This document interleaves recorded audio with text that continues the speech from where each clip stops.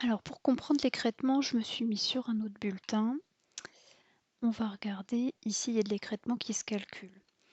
J'ai rajouté une ligne ici avec le net à payer avant impôt et avant écrêtement pour qu'on se rende compte, mais sinon vous pouvez partir du net à payer avant impôt et puis retirer les lignes d'écrêtement pour vérifier, ou partir du net à payer avant impôt. S'il n'y a pas de ligne d'écrêtement, vous pourrez regarder directement le net à payer avant impôt.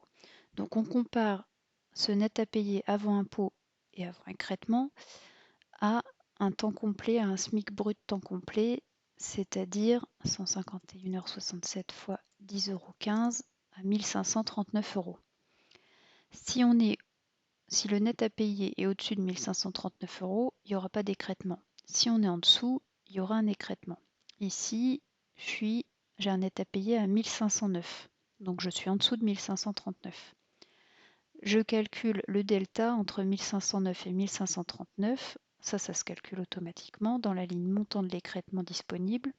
Donc il me calcule que j'ai 29,77 € de dispo, de différence entre le net à payer avant écrêtement, 1509, et le SMIC brut, 1539.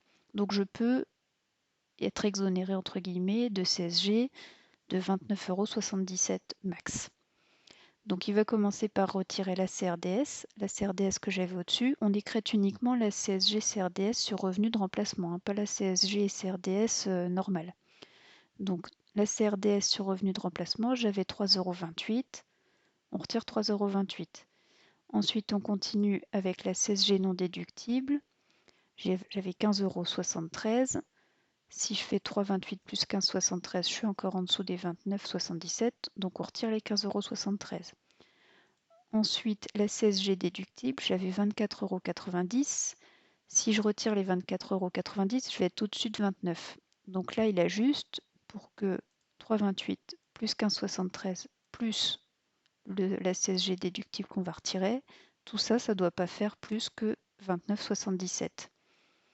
Parce que je suis partie d'un net à payer avant impôt, avant écrêtement de 1509 et j'avais qu'une trentaine d'euros de différence entre les deux. Donc je vais pouvoir récupérer cette trentaine d'euros. Ce qui veut dire que la différence entre les 24,90 € et les 10 €, je vais bien les payer. Ici, je vais les payer et ici, je déduis que 10,76 €. Si j'avais eu un net à payer de 1400 € par exemple, j'aurais écrêté la totalité de la CRDS et de la CSG. J'aurais eu un montant disponible plus grand.